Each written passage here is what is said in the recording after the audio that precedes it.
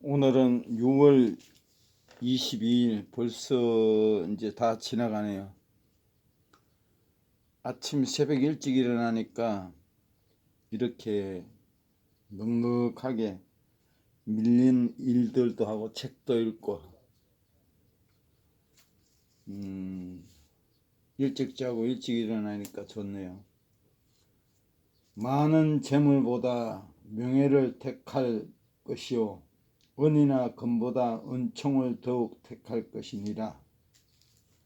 선한 눈을 가진 자는 복을 받으리니 이는 양식을 가난한 자에게 주민이라. 거만한 자를 쫓아내며 다툼이 쉬고 싸움과 수억이 그치느니라. 이익을 얻으려고 가난한 자를 학대하는 자와 부자에게 주는 자는 가난히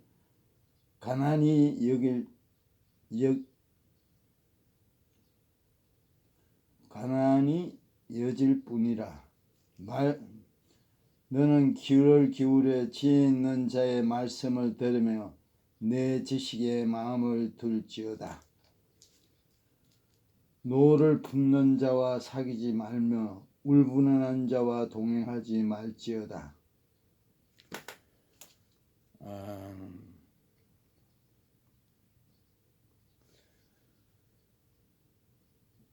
세상에는 진짜 이렇게 착한 사람이, 속사람까지 착한 사람이 있는가 하면 남들 앞에 가 착한 척 하면서 속에는 질투와 열등감, 미움 이렇게 있는 사람이 있습니다. 처음 보는 사람들은 뭐 칭찬하고 착한 척 하니까 오랫동안 많이 속아요. 근데 사람은 오래 사귀어 봐야 안다는 거죠. 성경에 보면은 욥이라는 사람이 있었습니다. 욥은 당대에 참 하나님께서 어려운 자라 했는데 세상에 보면 악하게 사는 사람은 잘 되고 선하게 사는 사람은 참 뭐 어렵게 산다고 이러는데 그렇지 않습니다. 세월이 많이 지나면은 진정으로 속사람이 진정으로 착하게 산 사람은 후손도 잘 되고 당대에도 잘 될 수밖에 없습니다.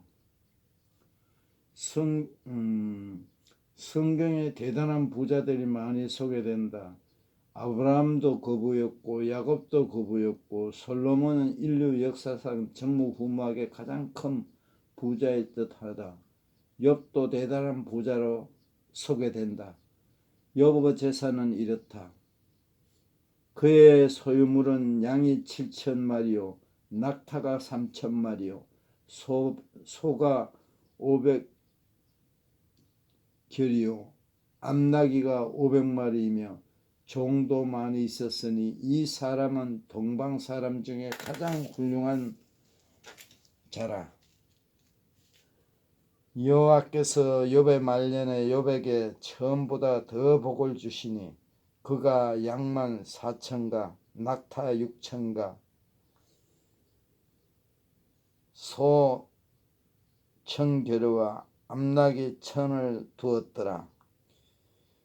이 사람은 동방 사람 중에서 가장 훌륭한 자라는 성경에 나옵니다. 동방에서 제일 가는 부자였다로 번역한다. 욥의 재산이 현재 가치로 얼마나 되는지는 알기는 어렵다. 버논 맥기는 욥을 1970년대 미국 상황으로 말하며 하워드 휴스, 록펠러, 헨리 포드와 텍사스 오일 재벌들을 다 합친 것 같은 부자라 한다. 약 3,000마리를 사막을 오가는 대상들에게 빌려주었다. 암나귀 500마리로 우유를 생산했다. 1,000마리 소가 논밭을 가는 것을 요즘 말로 1,000대의 트랙터가 논밭을 가는 모습을 상상할 수 있을 것이다. 욥은 재산이 유산인지 자수성가한 것인지는 알 수 없다. 그러나 욥이 자녀들의 죽음과 재산 강탈 속에 겉옷을 찢고 머리를 밀고 땅에 엎드려 고백한 것을 보며 욥의 부의 근원이 무엇인지 알고 있었다. 내가 모태에서 알몸으로 나왔으니 또 알몸으로 돌아갈 것이다. 주시니도 여호와시오 거두시니도 여호와시니 여호와 이름이 찬송을 받으실지어다. 욥은 생명과 재산이 권한이 하나님께 있음을 분명히 고백한다. 이런 고백 속에서 욥기 42장은 고난 후에 욥의 재산이 2배로 늘어났다고 밝힌다. 결국 욥의 모든 재산이 하나님이 주신 복이었다. 명심보감의 큰 부자는 하늘에 달려있고 작은 부자는 부지런함에 달려있다는 말이 있다. 열심히 한다고 되는 것이 아니라 지혜롭게 하여야 한다. 재벌과 중산층의 경계선이 어디 있는지 어디까지인가 노력하고 하늘의 복인지 구분하기 쉽지 않다. 세상에 부자 되고 싶지 않은 사람이 누가 있는가? 오직 하면 부자 되세요가 가장 인기 있는 말이겠는가? 2015년 한국소비자원의 설문조사에 의하면 소비생활을 기준으로 하류층이 35%, 중류층이 62.20%, 상류층이 2.8%라고 응답했다. 스스로 상류층 부자라 생각한 이가 3% 정도밖에 되지 않는다. 우리는 재산이 얼마 되어야 스스로 부자라고 생각할 수 있을까? 다산은 참된 부자의 특징을 2가지로 말한다. 자족하는 삶과 나누는 다산 정략이 하는 말이에요. 자족하는 삶과 나누는 삶이다. 진정한 부자는 자족하는 사람이다. 다산은 내게 없는 저것을 아쉬워하기보단 내게 있는 것을 소중히 여기라고 강조한다. 상대적 빈곤을 느끼지 말으라는 거죠. 이것은 이미 내가 가진 것이다. 하지만 사람들은 내가 가진 것에 성이 차지 않아서 자꾸만 저것을 바라본다.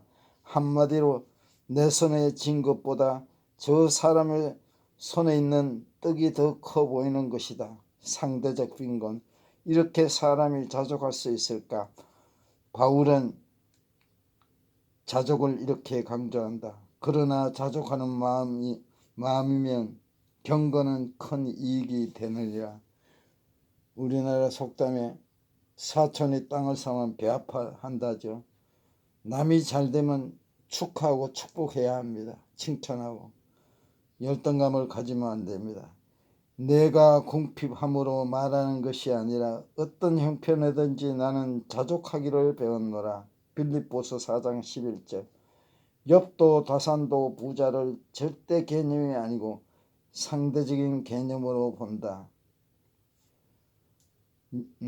구약에 나오는 욥이나 다산 정약용 선생이나 그 맥락이 같다는 거예요. 참 그 한국의 귀한 분이었는데 그분을 유배를 보냈어요. 그때 그런 분들의 말을 잘 듣고 나갔으면 우리가 벌써 그 후진국에서 벌써 벗어났을 건데, 아무리 돈이 많아도 마음에 차지 않는 사람은 부자가 아니다. 채워지지 않는 욕심 때문에 사기치고 한탕하다 인생이 망가진 자.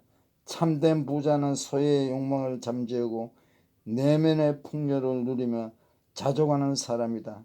재물이 아무리 많아도 자족하지 못하면 가난한 사람이다. 그렇다면 가난해도 마음만 넉넉하면 되는가? 아니다. 다산 정약용 선생은 처자식을 굶주리는데 이분은 공부도 많이 하시고 제자를 가르치면서 일도 하였다는 거예요. 자식을 굶주리는데 혼자서 연연 부린다면 그것은 허세요. 무책임하고 가증한 일이라고 본다. 다산은 가장이라면 가족의 최소한 먹고 살 도리를 강구해야 한다고 강조한다. 그래서 다산은 유배지 강진에서도 건실한 땅을 사고 모았고 아들들에게 가수원과 채소밭을 가꾸는 원포의 산과 뽕나무를 심고 누에를 기르고 신신당부하였다. 원포와 뽕나무는 다산에게 자립과 자족하는 삶의 중요한 방편이었다. 옛날 선비들은 이렇게 부인들은 바닥에 있게 일하게 하고 자기들은 책만 읽었죠. 양쪽을 다 해야죠. 공부도 하고 일도 하고 가정의 경제를 책임지는 남자여야 되죠. 오늘도 즐기시고 행복하세요. 사랑합니다.